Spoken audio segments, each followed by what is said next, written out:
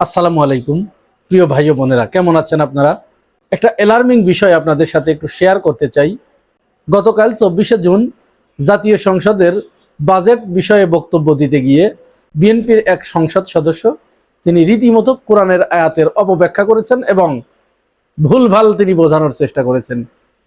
তিনি যে কথা বলেছেন এটি মূলত কোরআন অবমাননার শামিল এবং কোরআনের আয়াতকে নিজেদের পছন্দ মতো নিজেদের দিকে টেনে নেবার মতো একটা ধৃষ্টতাপূর্ণ মানসিকতার শামিল।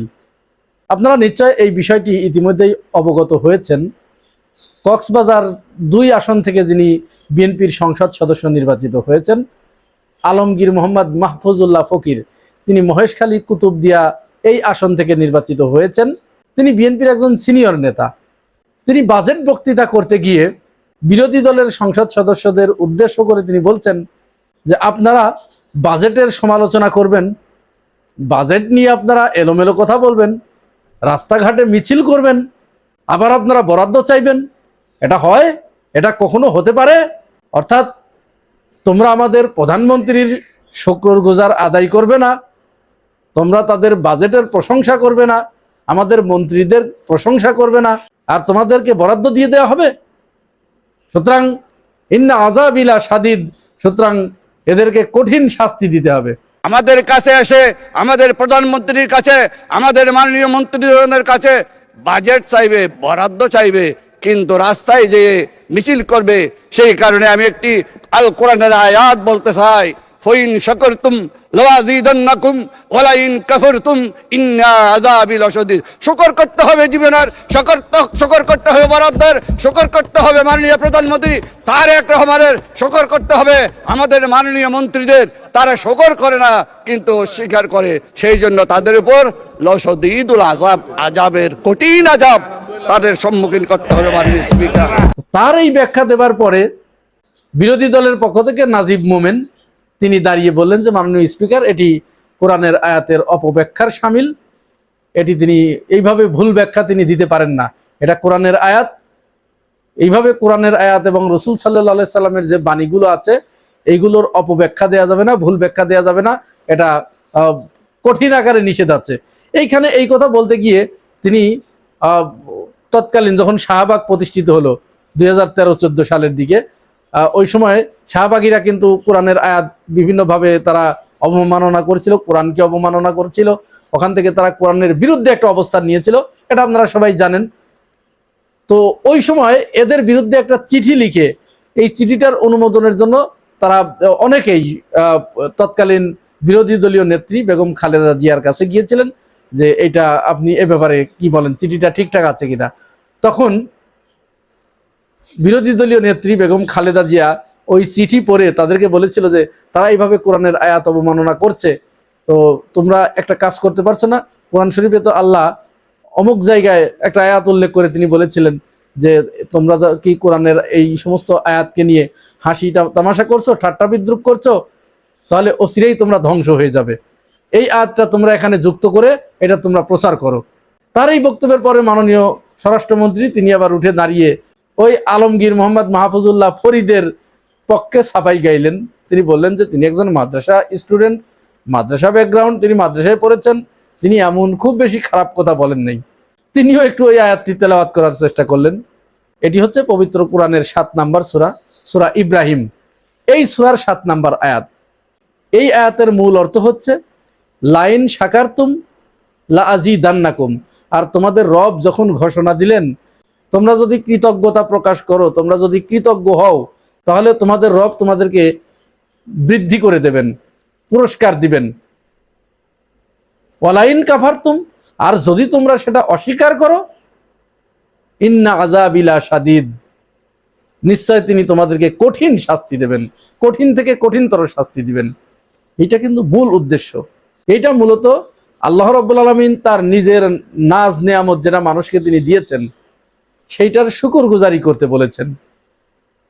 যেমন সূরা আর রহমানে বারবার তিনি বলেছেন ফাবিআইয়ি আলাই রাব্বিকুমা তুকাজ্জিবান, তোমরা আমার কোন কোন নিয়ামতকে অস্বীকার করবে। তিনি অসংখ্য গুণের বর্ণনা করছেন, এক একটা গুণ বর্ণনা করছেন আর বলছেন এরপরেও কি তোমরা আমার কোনো নিয়ামত অস্বীকার করতে চাও? বা তোমরা আমার কোন কোন নিয়ামতকে অস্বীকার করতে চাও? তো আল্লাহ রাব্বুল আলামিন এরকম তার নিয়ামত সমূহ অস্বীকার করার কারণে আমাদের কি শাস্তি হবে সেইটা তিনি বারবার এরকম ঘোষণা করেছেন বিভিন্ন জায়গায়।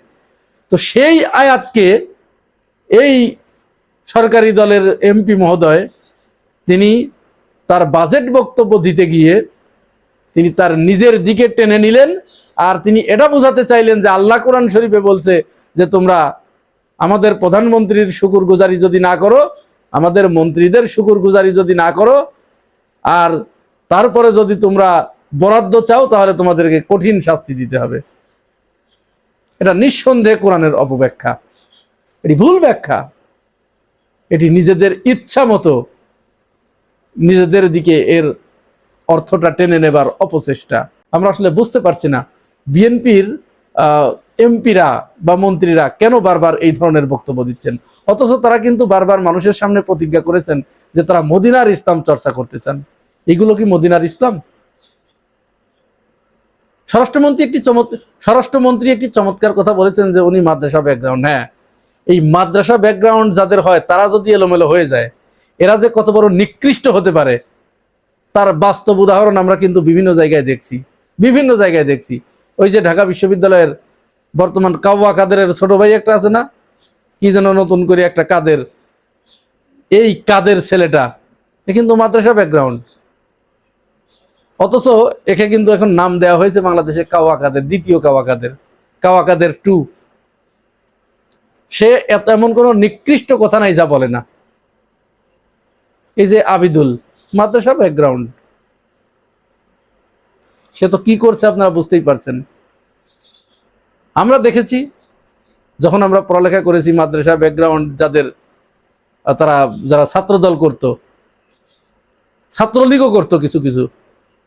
তো এই ছাত্রলীগ যারা মাদ্রাসা থেকে আসছে, তারা ছাত্রলীগ যারা করে, এরা মানে তারা যে ওইটা না, মাদ্রাসাকে অন করে না, এইটা প্রমাণ করার জন্য তারা হেন কোনো অপরাধ নাই যা তারা করে না।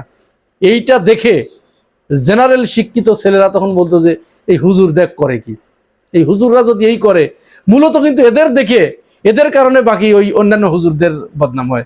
কারণ এই বদমাইশগুলো মাদ্রাসা থেকে এসে ওদেরকে এটা প্রমাণ করতে হয় যে না, আমরা আসলে মাদ্রাসা অন করি না, আমরা তোমাদের সাথে আসছি, আমরা প্রগতিশীলতার ধ্বজাধারী, আমরা প্রগতিশীলতা চর্চা করি।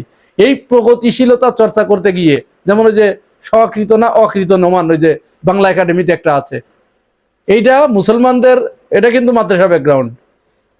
এই মানে আলহামদুলিল্লাহ, সুবহানাল্লাহ, খাওয়া, আসসালামু আলাইকুম, এইগুলোও নাকি এটা বাঙালিপনা না।